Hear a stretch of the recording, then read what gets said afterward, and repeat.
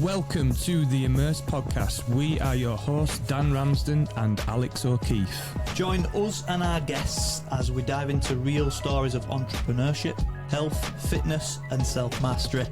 No fluff, no filters, just honest conversations that inspire, educate and challenge the norm. Let's get into it. Right, here we go. This is different, isn't it? Can I take my car to Rammers? Yeah. By saying I've taken over his role and stuff. Yeah, of course you can, nice. yeah. So, routine breath, Steve, routine breath. Get them done. Right, welcome back to the Immersed podcast, guys. This one's a bit different. We've had a temporary replacement for our... permanent maybe. Our friend of the show, Steve Milner. Welcome, pal.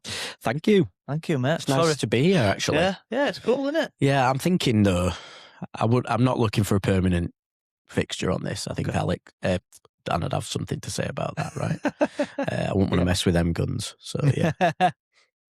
He was showing them at weekend as well at Peace. Did he have his top off? Yeah, make sure he has that top off, yeah. But yeah, shout to you, Dan. Sorry you couldn't make today, but we've had a good we've had a good chap step in into the shoes. And we're obviously in your office as well. So yeah, you are, yeah. It's quite a fitting replacement. Thank you for letting us use this space, mate, by the way. No, you're absolutely fine. You can use it, like I said, anytime you want. So it's designed for this, so. And it's great. For people who've not actually, just to let people know what today's episode's going to be, we're doing a book review, and it's The Third Door. Now, you told us about this book, Steve, didn't you? So this is why we've pulled you in for this episode, and we're going to go into it, mate. We're going to go into the weeds of it. The title on the front says, "The Wild Quest to Uncover How the World's Most Successful People Launched Their Careers." Ooh, gripping. So that's what we're going to talk about today. And we're going to talk about your personal connection to the book. Yep.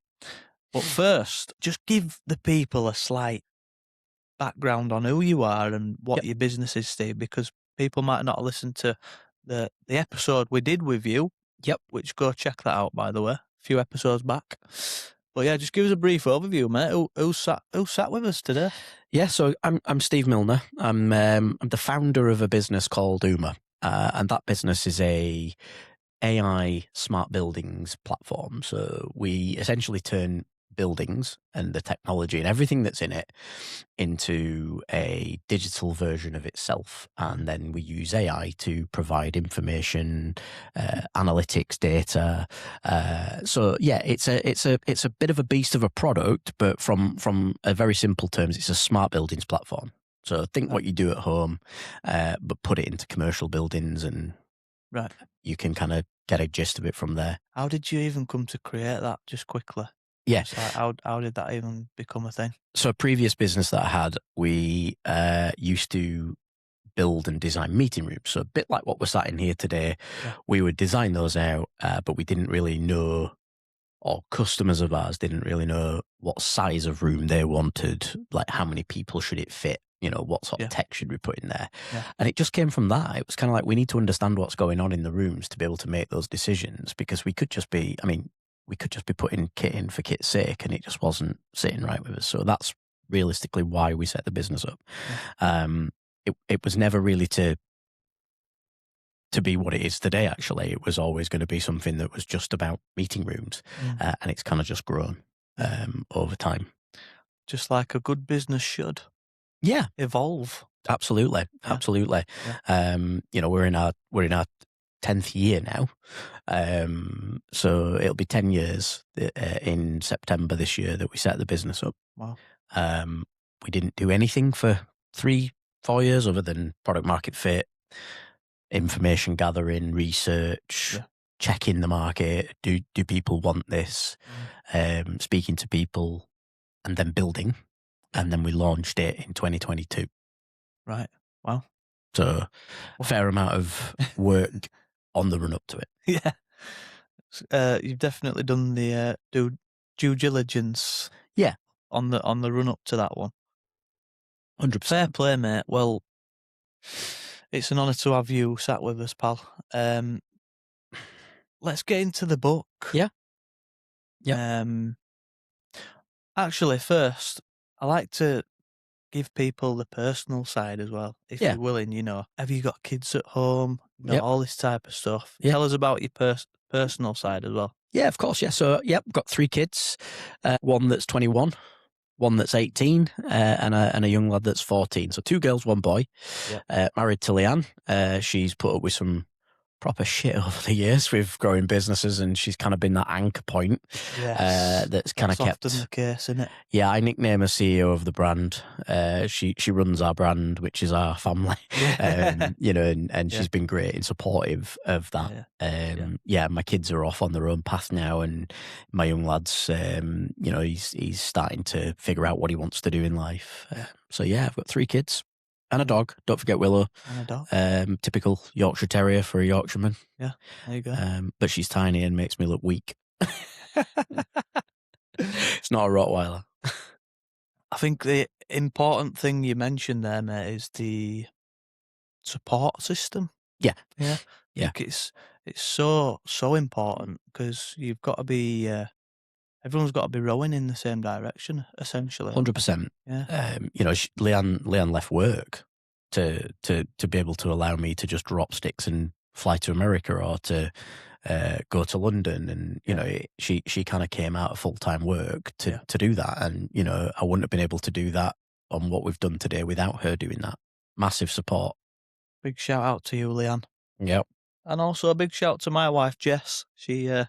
I've also put her through quite a lot of stuff as well. So these are the unsung heroes, really, aren't they? Absolutely, yeah. So anyway, lovely. So the 3rd door, Steve. Yeah. Like, tell us how did you first come across this book? Yep. How were you introduced? So I came across this book. Somebody, I'll be honest, I can't remember who recommended it to me. But I came across it a few years ago. It's about 5 years ago now. And what I did was I got the book. I aren't a massive reader. And what I mean by that is, if it doesn't grip me, I can't finish it. Yeah. Like, I genuinely have an issue with books, and if it's got to grip me in the first few chapters. This did. And I mean, it really gripped me. I was reading it. I couldn't stop. I read it in a week. It was absolutely brilliant. It just hit every mark. I even reached out to Alex Benign, the author, and he wrote me a message back and everything. He was super, super grateful for it. But yeah, it kind of reached me and gave me what I thought I was missing at the time. In my growth journey. And what I do now is I kind of reset every year and have a read of it. I have it on an audio book as well, so I can listen to it while I'm training or something like that.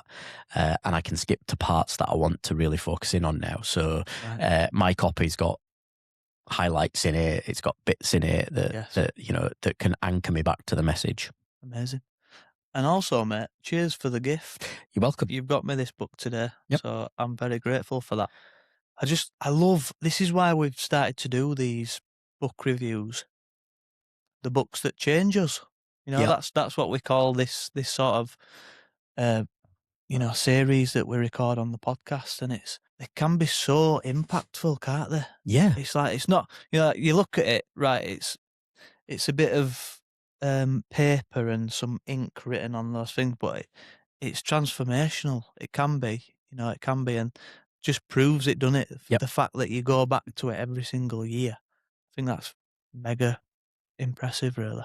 It sits around how he kind of changed his life as well, and some of the bits in the book which we'll touch on, where he was like oblivious to what he was doing and it was the wrong thing. So and then it's like he had this wake up moment, and it was like, shit, I shouldn't really be doing that, should I? And I can talk a little bit about that as we go through and point some of the bits out that made me laugh, and kind of what I thought, have we all done this? And if you can come away from this sort of review and read it, which I would highly advise.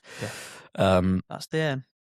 You'll try and position it towards your life and what you do. and how you do things. And it might just say, do you know, I need to stop doing it that way because it's not working.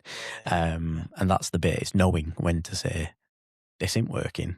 How can I move it forward? Yes. So the third door then, Yeah. like we were sat in the coffee shop this morning and you explained what the third door was. Yeah. You know, overall the concept. Yeah. So if you can just go Yeah, of there course. for us, pal. Yeah, absolutely. So Alex Benayan, he was a undergrad for medicine in the US, didn't want to do it anymore, hated it, decided he wanted to quit, go on the mission, and his mission was to interview the top leaders of the world that have in business, in life, that have succeeded. He didn't have any money. His parents were pretty strict on him doing this medical degree, so he was panicking. So he went on The Price is Right. Didn't know how to do it, but he hacked it. So he applied, he got on there, and he was asking all the other contestants in the room and, like, you know, being quite bullish on them, telling him what to do. Anyway, cutting a long story short, he won a speedboat, sold it. It funded the mission for 7 years to allow him to go and do this mission of interviewing all these people like Tim Ferriss, Lady Gaga, Bill Gates, Sugar Ray Leonard, Warren Buffett. Now, this guy has sat in front of all these people and interviewed them on their ways that they've got to where they are today. So the third door, it's really about saying, if you imagine a nightclub in this analogy, right, and you've got 3 ways in, you've got the queue, which is, and I liken my business to, you know, we are a first door market, right? So you're at the door, anyone can get in. You've just got a queue and wait your turn. That queue could be going all the way up the road. Then you've got your door 2, which is your VIP door. You've paid to get in there. People let you in. You just go. You're at this level that, you know, you're already getting in there. And then there's the third door, which is down the alley. You're scrambling up on the bins, you're trying to pry open the window, or you are, and you're climbing through the toilet window, or you're knocking on the door and you're trying to persuade the kitchen porter or the bouncer to let you in. Yeah. And I think the analogy there is, when you say the third door, people think that's the cheat code. It's a cheat code to get you to where you want to be, but it's not a cheat code. Like, the easiest one is to stand in line. The hardest one is the battle. It's a metaphor to say that the battle to get where you want to be, to stay on mission, to interview these people, is what Alex's sort of goal was. Yeah. He had to do everything he possibly could. And there was a part in the book where do you know Tim Ferriss's? Yeah, the 4-hour working week, 4-hour body. Yeah, you know, yeah. He wanted to interview him, and he met him. You know, what he'd do is he'd find himself going to events and saying, "I'm doing this. Can you, you know, meet with me?" He'd be like, yeah, sure, yeah, of course I can. And then he'd basically continual follow up on emails. Can we meet? Can we do this? He'd try and he'd do 6 or 7 emails a week, you know, and eventually Tim Ferriss agreed to have a meeting with him. And it resonates with me, because whenever we're looking at pipeline of business, or anyone that's looking to do anything, it's how you come across externally. Yeah. And Tim Ferriss was interviewing him, and Alex was asking him these questions like, what do you do to kind of do this? And Tim Ferriss would say, well, you know, one of the things is, you know, I don't recommend you emailing somebody, you know, hundreds of times, you know, to get through it. But because Alex was so oblivious and wasn't self-aware at the time, he was like, right, that's a great thing. But he was actually talking about him, saying, you have really pissed me off by getting at me. He said, and that's not the way to go. And it was later down the line that he took a check and goes, shit, Tim Ferriss was actually saying that. Aiming that. So the point is, there's a way of doing things, and that's where you learn as you go along. So that's the third door. He got all those interviews. He even ended up working with Lady Gaga on some of the stuff that she'd done, you know, and helped out. Yeah. So it's a real mix of people he's interviewed: Bill Gates, Warren Buffett, Lady Gaga, Tim Ferriss, Spielberg. You know, a fair amount. You know, so that's kind of the metaphor and the overlay of the book and how things went. Wow. That's fascinating, isn't it? I think really it's fascinating. I think it's really good. I didn't actually know that part of the story, so yeah, that was cool. I'm just resonating with it a ton, to be honest, because it's just like, yeah, it's the easiest path to take is through the first door. Yeah. But that's where everyone else is queuing. Yeah. You know? Yep. So you're going to be waiting a hell of a long time, and you might not actually even get there Yep. eventually. Yep. It is always the more creative angle you can go down. Yeah. You know? The less beaten path. Yeah. Shall we say? And that's us. We're a third door company. Yeah. So my business is a third door company where we have to find our way to speak to people. You know, your barriers are things like procurement departments and IT and all the different areas. They're not barriers in a bad way. They're there doing their role. Guards. And they're doing what they're designed for. Yeah. So it's finding that third door and a way to, you know, articulate who we are and what we can do for them. Yeah. You know, and for us, it's finding that third door, and 9 times out of 10, it's knowing someone and building relationships with someone inside that business over time for them to become champions of you. Yes. And that's how we see the third door to us. So it's calls, it's emails. Yeah. But it's not doing it in a way that's persistent and annoying. It's kind of a structured sort of way of doing it. Yeah. I think, like, just relating to my own journey, like mine and Dan's journey specifically, building Immerse, we've taken the third door almost every time. Yeah. And it's mostly come through. I was the part of I still am the part of the business that enters through the third door. Yeah. You know, reaching out to collaborations, athletes, people for the podcast. Yeah. You know, and what I've always found is, because people always say to me, how have you got in touch with them? How have you ended up with that? Well, I think that was one of the first things I said to you about Lucy Prawns, wasn't it? Yeah. How did you manage that? But I don't know whether it's to do with a lot of like natural sort of ways that you communicate with people, but also then tapping into understanding that people respond better when you're not asking for something.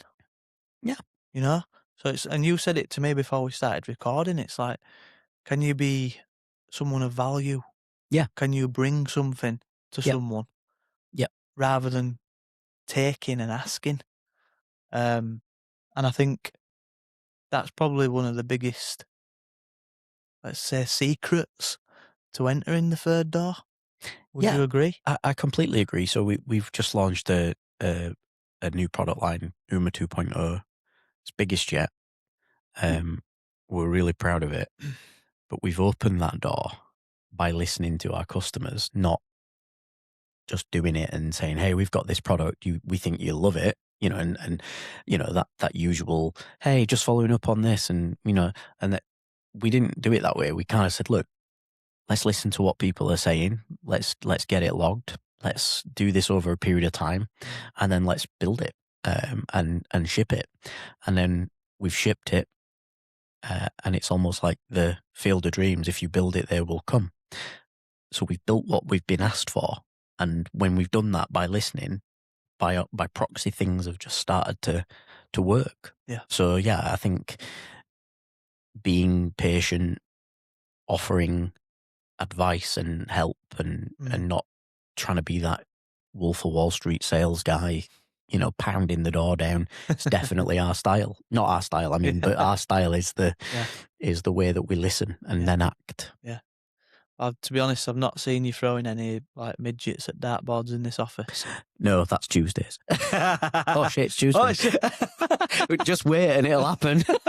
No. Yeah, but no, it's interesting, mate. So what?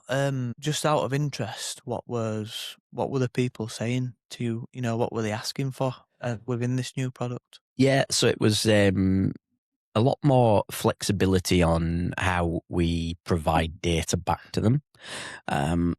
So we have these data dashboards and things like that. They were really like locked down. They were difficult. You know, more customization tools. There's bespoke workflows that organizations were using for, say, for instance, one of our tools is room booking or desk reservations. So they were saying, can you do this? Can you do that? And at the time we didn't have the can you do this? Can you do that? But what we were doing was taking a list of all these can you do's, will you do, and building them in the background. So then when we are speaking to a client, we're really confident that we've put research into the market. We've listened to our existing customers. Those things that our customers ask for are not useful. It might sound it sometimes when they say, well, can you do this with this toggle and do that? It's like, well, why would anyone want that? But that's useful for them and what they're doing. So it's going to be useful for other people as well. So, we do that. Sorry to interrupt this amazing conversation. We've just got a quick message for you. At the heart of this podcast, Dan, is human connection. It sure is. And now it's amazing for us to say that we also build fully bespoke saunas from design, build and install that also promote the exact same thing, mate, human connection. There's a theme here. There is. And all built to last, like we just keep saying. We wanted to provide products that last a lifetime, not just for a matter of months. That's exactly our ethos and our message. So we wanted the products to match that, and they are the highest quality, the highest form of timber, the best quality heaters, and tempered glass to suit. Wow. We've not spared expense there, mate. If you're thinking of upgrading your space, whether it's your home, business, studio, wherever you can fit a sauna, basically, we can build it for you. So visit us website on immersesaunas.co.uk and we'll take it from there. We look forward to building your dream sauna shortly. Oh yeah. So it's booking flows. It's just things that they've said that will help their users, their customers, their organisation work better. And that's what we've done in this product, in the way that we've released it. Amazing. I think just a good thing overall really is if you do have a business, it is so important to listen to customer feedback, innit? It's kind of, we've mentioned the word cheat code. It essentially can be, because it's like they're basically telling you what they want. Yeah. And you've got to listen. Absolutely. So we've now built a portal that lets our customers go in, put their feedback on, ask for their requests, what they'd like to see in the product, and then that allows me to sit with Dan, our head of product, and assess what's been asked for, and we can evaluate difficulty of it, how quick can we bring it, and then I'll get on a call with them. I'll ask the reps in our business to get an appointment set up with them for me so I can talk to them about how they're doing it today, really understand the pain that they're going through. So I can go back and say, look, this is actually quite a big feature. It's probably going to take us about 3 months. Are you willing to wait for that? But start now with us. And you know what? When we started responding like that, it was definitely seen as a more positive partnership than a no, we don't do that. Sorry. Yeah. Oh right. What do we do next? Yeah. So that's tend to kind of work for us on that side. I think there's probably a lot of people who own businesses who kind of, let's say, shy away from feedback sometimes. Why do you think that might be? I'm really precious about the product. Yeah. It's my baby. Yeah. Nobody wants to be told your kid's ugly. So I think it genuinely is fear of rejection, fear of being told your product's shite. And that like, I can't let anyone else tell, like, that is it. Nobody likes to be told bad things about themselves. It's human nature, and I align that to anything. So that's why people don't like it. Sometimes I don't like it. I'll sit there and go, what are you on about? That's amazing. This looks beautiful. Why would you say that about my product? But I've learned to kind of go, do you know what? Everyone's different. Everyone has a different opinion. Yes. It's how you then take those opinions, formulate a response, and then help. And that's the end goal. So yeah. Nice, mate. I think that's very, very valuable, mate, that. So I think, mate, let's go on to breaking down the book, really, pal. Yeah. So there's a question here that says, why do most people wait for permission? And we're going into like the first the third door mindset, really. Yeah. So I'm just interested in that, really. What do you think? Why do people ask for permission? I think it's fear of getting it wrong. It's fear, isn't it? It's like if you're going to get something wrong, you know, every sort of enterprise deal that we've worked on, every kind of procurement opportunity, it's kind of fear of getting it wrong. Yeah. I think that's ultimately what it means. Yeah. Waiting for permission is stalling as well. Yeah. Like if you sit and wait for permission, you could be waiting for weeks and months for somebody to get back to you. It goes back to that email. Yeah. Badgering or going forward with instead of permission, this is what we want to do, not can we do it, but what would be the barrier to stop us doing it, and making it so you can move those forward. So I'd say that's the reason there. Yeah, I'd I think say it's well put, that, mate. I think, and it describes it as the third door mindset, and it is a mindset. Yeah. It's like, yep. I'm relating to a few people that that are friends of mine maybe, and their mindset is to wait for things to come to them. Yeah. And that's, I guess this is the complete opposite to that. It's like, take action. If you want Get something, creative. Go get it. Go and get it. Go get it. And don't. You're going to get introverts, extroverts, people that aren't wired that way to go and get it. And that, again, is absolutely fine. And if you're in a market where coming to you, like e-commerce, and, you know, you can do it through marketing. Yeah. Fine. That's a way of bringing things in. But ours isn't. Ours is through getting out there, talking to people, listening to customers. It isn't a brand. Like, we've launched 2.0, and I can guarantee most of our sort of customers and people that follow us don't even know that we're launching 2.0 and what is actually in 2.0. It's the biggest change since we started 10 years ago. And it's over a series of releases. We've done that by going to the customers, going to the people that we talk to, spreading the word that way. Yeah. So if you're an e-commerce site that requires shop online, great. I think that's fantastic. You still have to get up and figure out how to do a plan for that. Yeah. But this for us is a kind of, we've got to get out there to grow that pipeline and talk to people about why we're better than our competitors. Like I said, you've said it right. It's, you know, everyone's different, aren't they? Yeah. You know, sometimes I can be a bit guilty of thinking, you know, everyone thinks like me.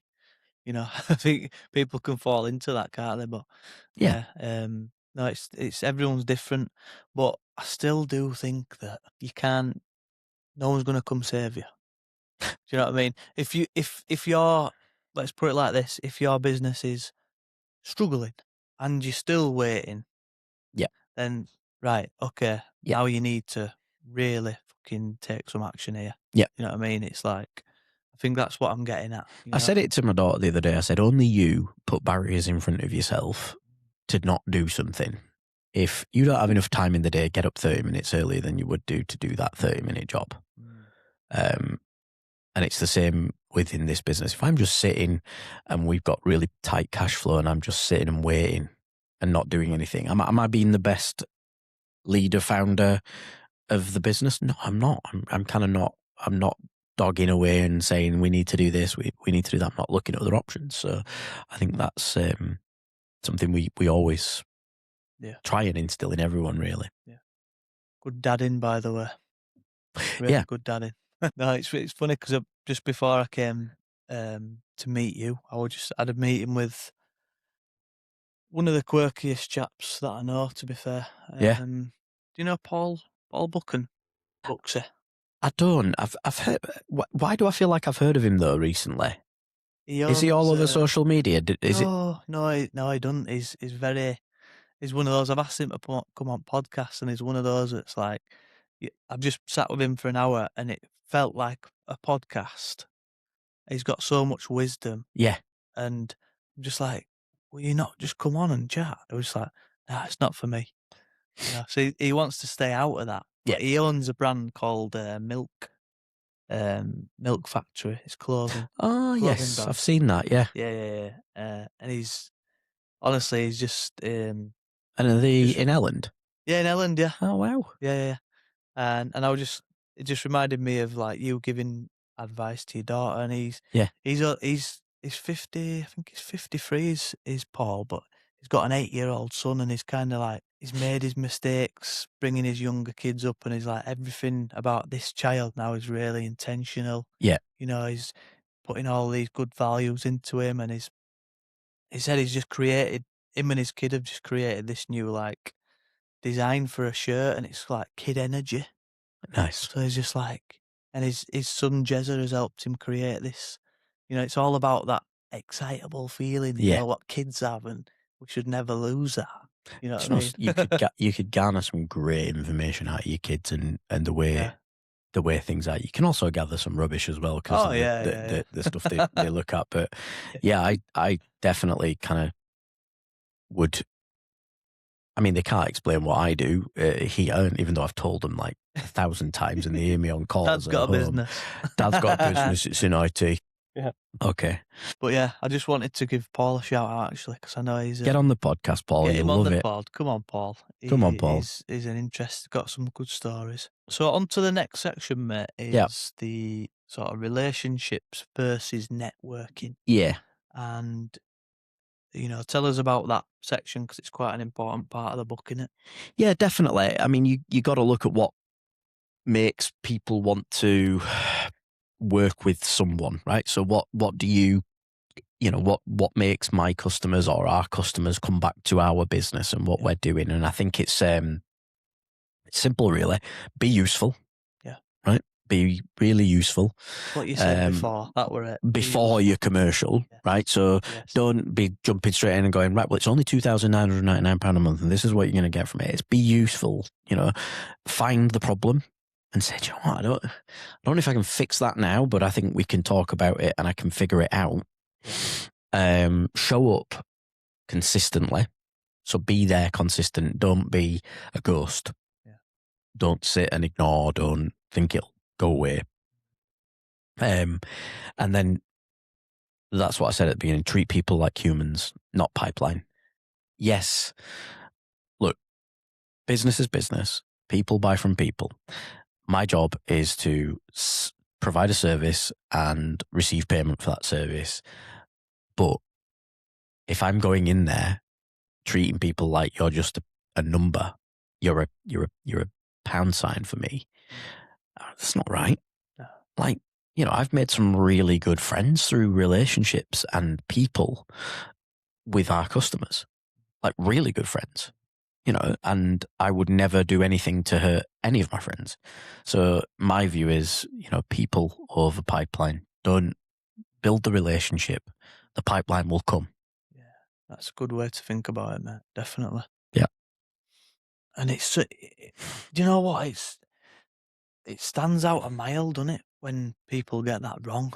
Yeah. You know, like I met someone recently and, you know, I'm not going to say who it was because I don't think they're a bad person, but I sat there with them for 15, 20 minutes. Yeah. And it was just a sales pitch.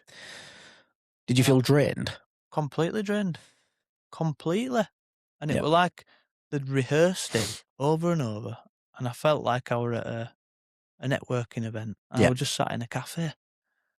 And I just thought, you know what, bless you. You're trying hard. You're really trying hard, but it just it's not landing. Didn't land, mate. Yeah. Just didn't land. It just didn't feel real. I think you've got to be willing to go the distance. And kind of, you know, my first meetings are not sales pitches. They're gathering information. It's chat. It's conversation. It's listening to problems, listening to what they do, what they're trying to do, where I can, and then I can come in and help with certain things. A pitch for us is probably 2 to 3 meetings down the line. Like, you know, because what are we pitching to? Like, you know, if you blind pitch to somebody, you don't know that they're even interested in what you're blind pitching. You need to know. So I think 2 to 3 meetings to kind of get an understanding of what they need, and then pull your pitch to them on what will fix their problem, which then resonates with them. Yeah. That sounds more like it. Yeah. Yeah. It just reminds me of, we spoke about a different book actually called The Go Giver. Mm. You need to get that one, Steve. Go giver. That was essentially all about being useful. Yeah. You know, being valuable, not taking, but always offering the give first. And I think we used the example of, you've got 2 restaurants. Yep. Exactly the same. Yep. They serve the same food, same price. You greeted at one by a, "Hi, come sit down. This is the prices, blah, blah, blah." You greeted at the next one by, "Oh, Steve. Yeah.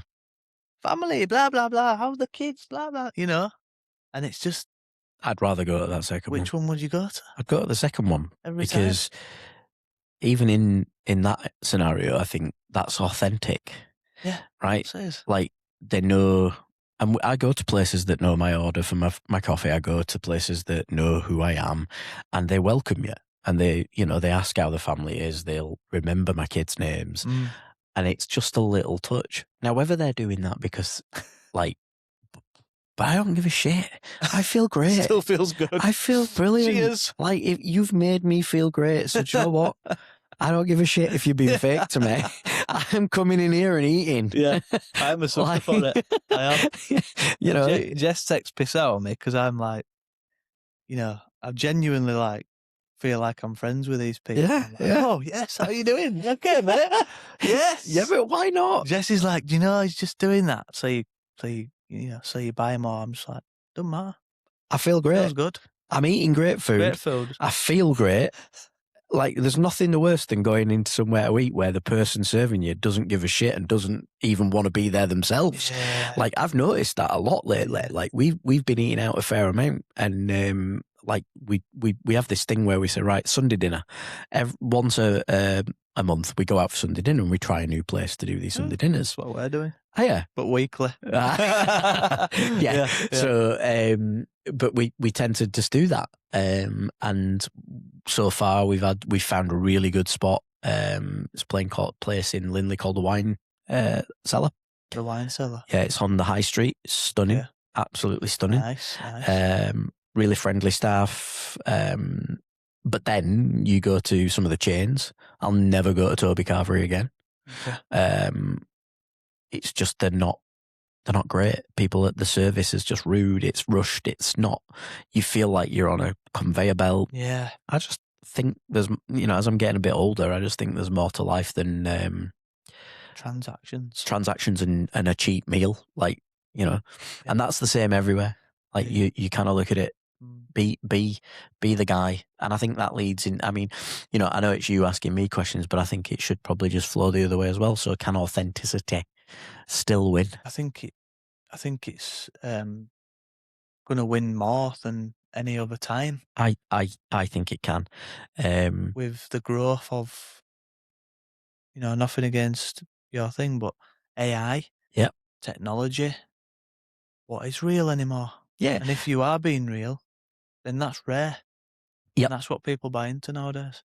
AI is great for certain things. Great. It's made polishing things cheap, but authenticity and trust, you can't get trust out of AI. It's not a real thing. So, but if you're stood there and you're talking to an authentic human, then you're going to win it. And AI will be like, I am being authentic. I really am. Yeah, okay. So Stay over there on screen. I think it can. I agree with you. Trust is the moat that protects what we do now. Yes. Very true. I like that one. So, yeah. And I think things like human things are going to increasingly, I think the effect of AI and everything is going to drive human experience and connection to the forefront of things again. I honestly believe that's going to happen. I do. And I will make it happen. Yeah. Our business is an AI business, but I still believe in humans. Yeah. And I think human connections are one of the most powerful things you can ever have. I'd love to see even human things that people stopped doing even, before AI come back. I mean, I'm trying to think of examples off my head, like, I don't know, walking around going and calling for your mate. You know, like we used to do as kids. You know I what used I mean? to love that. Stuff like, are It you were playing great, out wasn't it? tonight, pal? Yeah, but what were even worse were when your mate lived ages away, you walked all the way around there and they weren't in. And you're like, oh, bollocks, I've got to walk back now. But no, it's, I agree. But, you know, stuff like that, I think things like that are going to come back because people will be craving that just to know it's real. Yeah, absolutely. You know? Walking round a vinyl shop. And vinyl's coming back. Feeling the wax. Yep. It is coming back. Things like that. Yeah. They're going to start coming back. There's always a loop on things that come back. I think if you look at the way evolution in the world has turned, things always come back. Yeah. Fashions come back. They kind of, Yeah. And I think human connection, when everyone's getting bored of using AI and being AI driven, what we have to do is find that third door that is essentially the next way of using AI that becomes ambient rather than sitting and getting a hit on vibe coding or kind of doing what you do there. Yeah. Very true, mate. So this next section, actually, mate, I think we might have just covered it, to be fair. Yeah. AI, the modern third door. Yeah, it is. We have a little bit there. I think, but the modern third door is that I do believe that it can help. Like, if you're in the traditional world, the third door in this scenario is a business with 5 developers can compete with a business with 50 developers because you can use AI to develop and ship features faster. So that's the third door for me, using AI in the way that opens up the third door. How can it give me the benefit and the way that I can move forward on it? But keeping the human touch in there as well. So how many staff have you got? So we got, how many people working? There's 18. By far our development team's the biggest with around 11. Right. But each of those 11 has got their own AI tooling platform. I have my personal AI has got around 4 agents that do certain things for me in parallel to me doing what I'm doing. Yeah. So that's what I'm going to say. Like, you've got 18, staff, but the reality is we've got 50. It's unlimited, right? Yeah, I use those 4 agents to do certain things. So we kick off in the morning, I'll say this agent, go off and do that, sort my emails out. I'll do this. I'll do some deep thinking, do what I'm doing well. It's doing all the really mundane tasks that would take me 3 to 4 hours. It's coding for me. I'm then checking, making sure it's okay. The team are using it to code as well as problem solve. So we're actually 10x in performance. Yeah. And that's now set. So that's what I mean. It's the third door. It's like that has given us the ability to get through the door and compete at this level with big companies that have got triple the physical manpower that we would need to have millions in the bank to do. Yeah. So, that's fascinating because you're obviously hearing a lot about AI and agents, etc. Like, how actually good are they? They're getting really good. Are they fast? Scarily fast in some scenarios. Like, I developed a couple of features in half a day. That had been a week and a half for those 2 features. They're only small, but it did both of them in half a day. Crikey. So yeah, but what we do, like, I won't get too technical in it, but like when there's a process, you look at the user requirement, you design the documentation and architecture of how it's going to be, you develop it, code it, it then goes in for a PR, which is for a pull request for another developer to check your work, a human.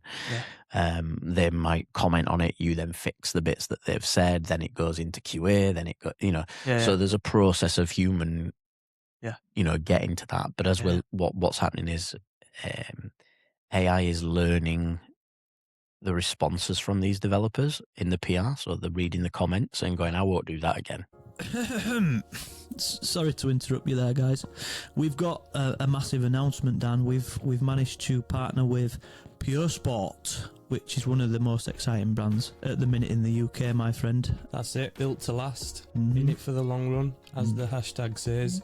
All the similar sorts of messages behind the ethos of the brand, and it really fits in alignment with us. We know that they're athlete tested. Even Lucy Bronze is using their products. She's a does. friend of the show. The magnesium and the ashwagandha and all those other products that are related to recovery are super useful for me right now. I'm really feeling the benefit. The electrolytes is definitely the best I've tasted. They're the best I've tasted as well, without sounding biased, my friend. But yeah, it just lines up with everything that we preach, mate. No shortcuts, just solid daily habits that actually make you feel better. If you want to try these guys, use the Immersed 10 for 10% off at the checkout. Now back to the episode. Sorry for interrupting you there. Crack on. Let's go. I won't do that again. And Every time. every time it's looking at all those responses and it's saying I won't do that again. So then when you say to it, right, get this product PR ready for me, it will have a knowledge base of all those comments and go, right, we won't do that. This is how we do it in Uma. This is what we do here. and as we get further and further, less comments will appear. PRs will become easier to approve. Yeah. Therefore, the cycle of shipping. But the bit that I'll never, ever, ever, ever hand off to an AI is QA. Never.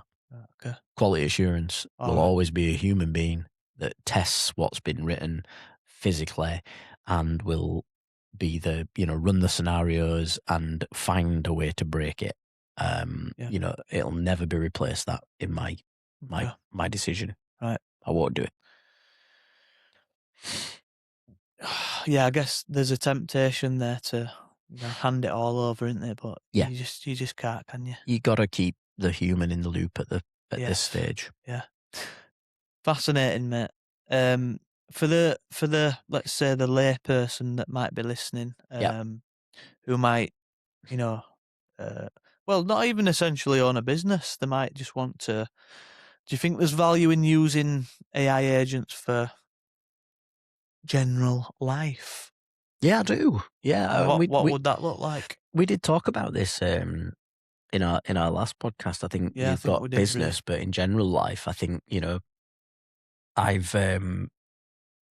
found it useful in helping me with meals and recipes. I've found it useful when my toilet stopped working, and I've literally taken pictures inside the toilet, and it's told me what to do and I fixed it. Like, it's mental, really.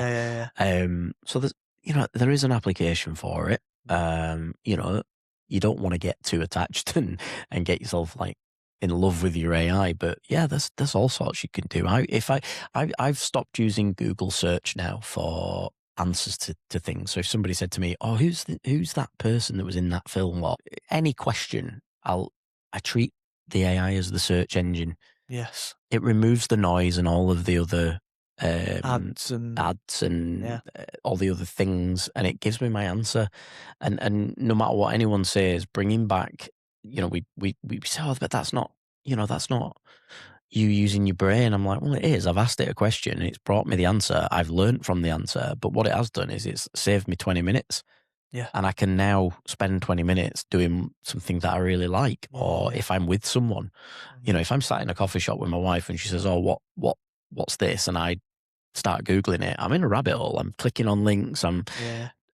This is what it does, love. And then you're back to your conversation, Exactly. I think that's where people can really start to use it. Do you know what? Should we play a little game? Yeah. Should we see what the last thing we put into ChatGPT was, or whatever your whatever your AI thing is? Yeah, 100%. Yep. Let's have a look. Worried about this now. I need to just nip and get my phone, but we don't need to stop this because my phone's outside. Just keep it running. Okay, mate. Yeah. This would maybe be interesting for if you're listening to this. Have a look what your last thing was. Yeah. Just waiting for Steve to come back. There he is. That was quick, pal. Let's have a look at this. Right. So the last thing. So I use Claude. Right. Yeah. Is that the one from is Elon Musk? No, that's Grok. So Claude is Anthropic. They're another AI platform, but like really good for business and coding and things like that. I've got great design tools for marketing and stuff like that. Right, okay. Cool. So I will go to the general chat because I think I think I've got lots of little folders in mine, so I need, like, I've worked in all of them. So if I just go to my general chat. Last thing. Right, okay. So after I got out of the gym this morning, so Dan's going to ring me after and go, I told you to ring me and we'll talk about this. And I put my body fat scan, right, you know, the machines where you hold the things. Yeah, I did that and I put it in here and Claude said, right, here's the straight read on these numbers, Steve, and you need to hear it. The body fat reading is unreliable today, so ignore it. Whoa. You weighed in at 76 kilograms with 17.3 body fat, having just done a lightweight session and a sauna. This has completely ruled out anything about body fat because you'll have lost loads of weight through sweat and stuff like that. Sauna pulls at least a litre or more of fluid out of your body within that 10 minutes. Lower body water completely throws off impedance calculations. The scale is essentially measuring you dehydrated. So nice. I've stuck that in, and then at the bottom it said the protocol going forward: weigh in before the gym session, not after. Do the same time of day, same hydration state, same posture. The whole point of weekly tracking is consistency, not chasing the best number. You could third door this as well, right? Today's reading isn't wrong, it's just measured in different conditions. I would suggest you get a DEXA scan. This will give you the correct gold standard for body composition. And once you have that, we can work on this as your reference point. Wow. So that's what I put in on my personal chat this morning. Flipping it. Before I came in and had my acai bowl and coffee. So yeah, that's the sort of detail it's gone into. Like, that is really valuable. Yeah. It's valuable advice. I like, see, I think I said it on the podcast we did. It's like, when I use AI now, I just see it as an older, wiser brother. Yeah. And I call it Kai. Yeah. And I say, Kai, here's what I'm dealing with, you know? And it's like a mentor in a way. Weirdly, that's how I see it. I'm not like attached to it, you know, emotionally. Yeah. But that's the way I choose to use it. And I think it'll give you it's a positive way. My last thing, by the way. Yeah, come on. Typical. So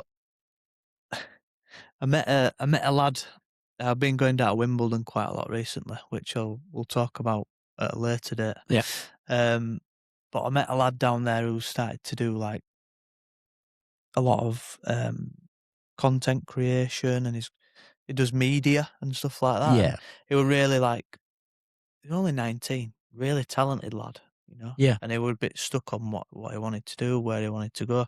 And naturally, I think, like what you do a lot, Steve, you just kind of want to help people. And, you know, I've been chatting into AI about how I can create a business for him.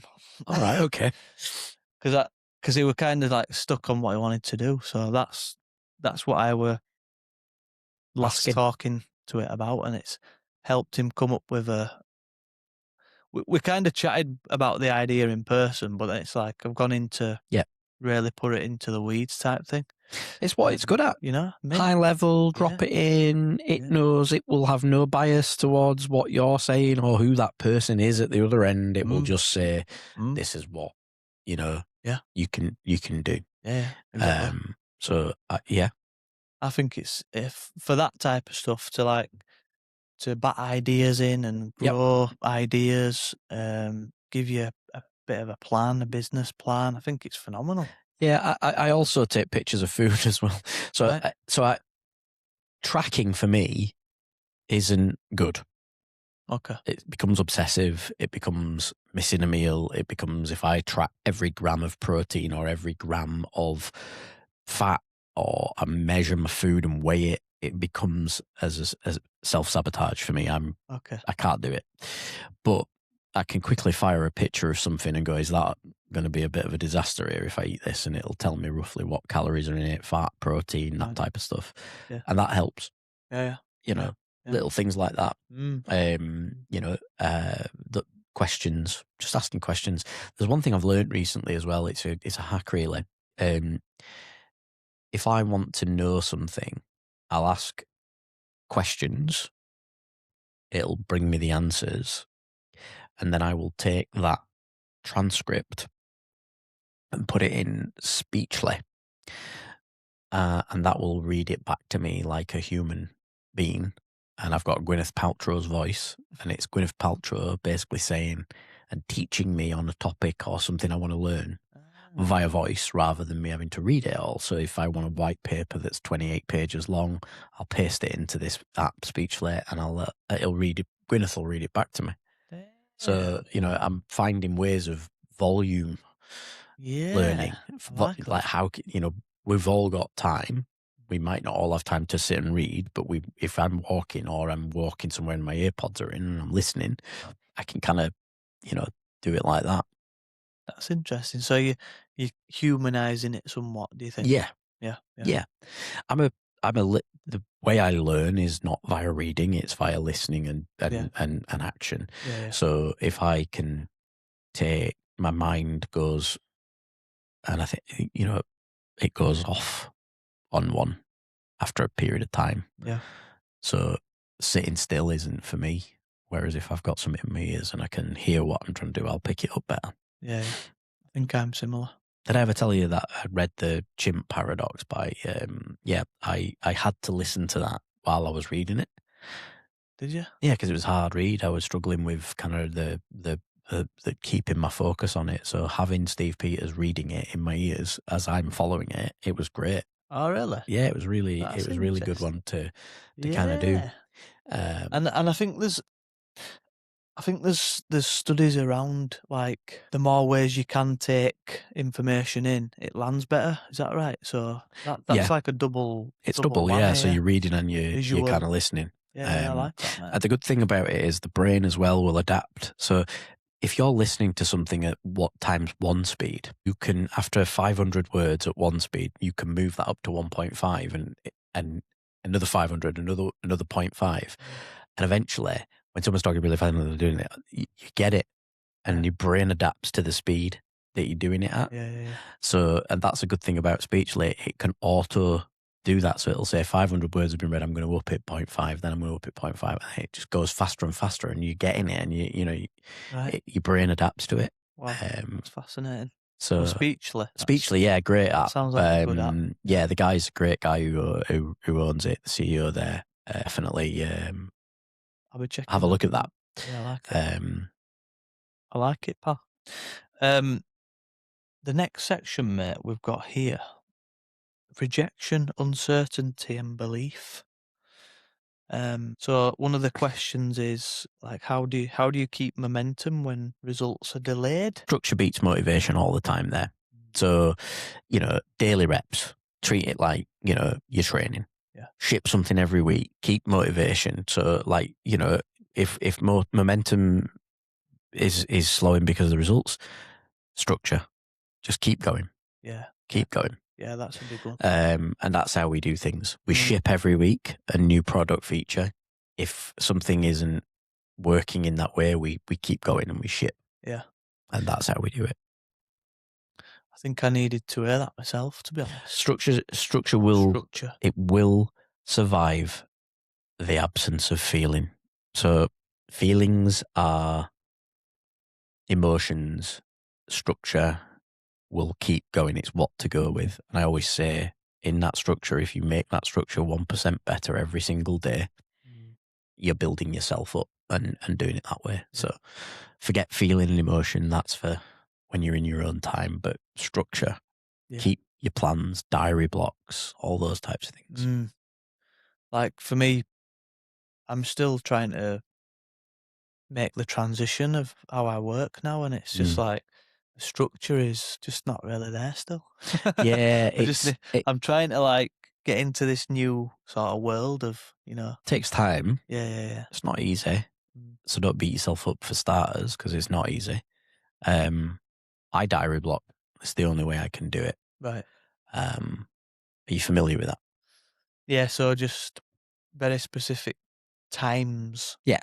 And you're doing that for that time, Yeah. and then Mondays and Thursdays, 2. That's gym and personal time, 2 hours. Nice. Wednesday, 7 a.m. till 9 a.m. is personal time. And I structure it out in that way. And then throughout the day, I'll have deep work block, an hour. And then I'll have the rest for meetings that are open for anyone to contact me. So I have a link. You can click on the link. You can book some time with me. And I purposely keep those slots open. But I purposely block certain things to make sure I can do things. The power of lists works for some, doesn't for others. I do lists. I don't follow them. Blocks work for me. Yeah. And then if I can knock a few things off my list in those blocks? Yeah. Brilliant. But I don't beat myself up if I haven't knocked off what I needed to do that day. I'll just carry it on. I'll just roll it on to the next day. Yeah, roll it on. Yeah. And what I would always say is, do your least favourite first, because you will keep kicking that shit down the road. Yeah. Is it eat the frog? Yeah. You will naturally gravitate to the easy, quick dopamine hit win. Yeah. If you do that, the shit jobs will just keep piling up. And then you're going to be like, oh, God, I've got to do that. Yeah. So just knock it off straight away first.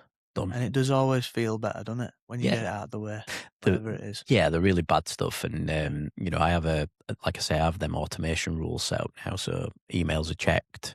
As soon as it hits 9 o'clock, they're categorized by AI to respond. Just FYI. Notifications, they're all categorized for me, so I know it might be that I've only got 3 that I need to respond to, and I can just jump in and do that. Then I will set off my development agents to check if any development tickets have been assigned to me. They'll go off and do that. By the time 9:30 comes, I've got my day settled. It's lovely. Yeah. All my overnight emails are categorized, ready for me to go, and it's just waiting for my email block, and then I can get through that way. I think I need to do a bit of that myself. Yeah, if you're struggling to prioritize and kind of find time and we all live really. I'll go home. I'm not perfect at this, by the way. No. My daughter's a little shit. She actually managed to point out to me my own advice and say, "You're the only person putting the blocker in front of you," because I'd not had time to go do something. I was like, "Bitch, she's right." And sometimes I don't, and sometimes that diary block gets thrown out the wind because emergencies happen. Things take over. Life happens. Does, doesn't it? But yeah, no, Structure. it's useful for people to wear stuff like that, mate, because without structure, it is just chaos. Yeah. It is. It is. So, yeah, I mean, is there any, just for the purposes of the length on this, mate, is there any other things you want to sort of, and also, we don't want to give too much away. We're saying no, people want to read this damn thing. You really do. Or listen to it. If you're not a reader, listen to it. The author actually reads it as well, so it's quite good when you're listening to his excitement. Enthusiasm. Yeah, the Bill fucking Gates comment's great. Like, he literally gets the interview with Bill Gates and he's like, "Bill fucking Gates," and he shouts it in the audiobook, which is great. I think, look at the emotional realities of entrepreneurship. So, long silences, belief, real users pulling your product forward. Just I think if in the interest of time, do read it. You will learn a lot, but as you're reading it, always try and put yourself in his shoes with your stuff and just try and work out what your third door is. Yeah. How do you get into what you're trying to do? Yeah. What do you want to do? Promise that book from someone that has got zero attention span, that really doesn't like reading, that tends to listen more. I read that. Okay. So take out of that what you will. Yeah, I just think it got me. And reach out to the author. He's great at responding. He's stunning. I keep saying to him, "When's the second book coming out? Like, what? there's got to be more off the back of this. So When were it released, this, mate? it was I think it was about 4 years ago. Can't see off the top, but yeah. Roughly, I'm sure it was. I'd stick it in your notes, maybe. Yeah, you'll put it on the show notes. But I think what you said there, it's important for people to be able to look at the overall concept and use it in their own way. And that's the beautiful thing about the books, in it, and the teachings and the methods or whatever they're talking about. Don't try and copy them. Like, you know, you read these self-help books and you think you have to copy their routines. It's not. Don't look at these books like this. Look at it as a guide to push you to think how you can do things. Yeah. Don't think I'm going to get up at 6 a.m. or 5 a.m. and do ice baths every day, and because this is what Tim Ferriss has said, or this is what such and such has said. There's science behind how you sleep and what time you should be waking up. If you're not a 5 a.m. guy, you're not a 5 a.m. guy. Yeah. So just don't do it. That's do what's right for you.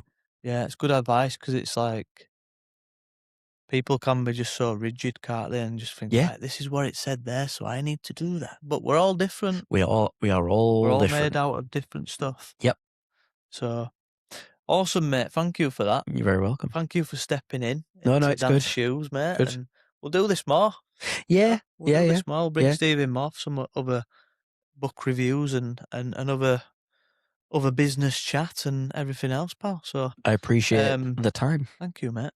So the leaving messages go by the third door, and we look forward to hearing your thoughts. Yeah, and what your third door is. What now your you've done third it. door is, and how you're going to get there. Absolutely. Right, thank you, guys. Cheers, everyone. You're welcome, mate. Make sure you subscribe on Spotify, YouTube, the Immersed podcast. Give us a follow on Instagram at Immersed the Brand. And we'll see you on the next one. Cheers, Steve. Ciao. Hey. You going to look at?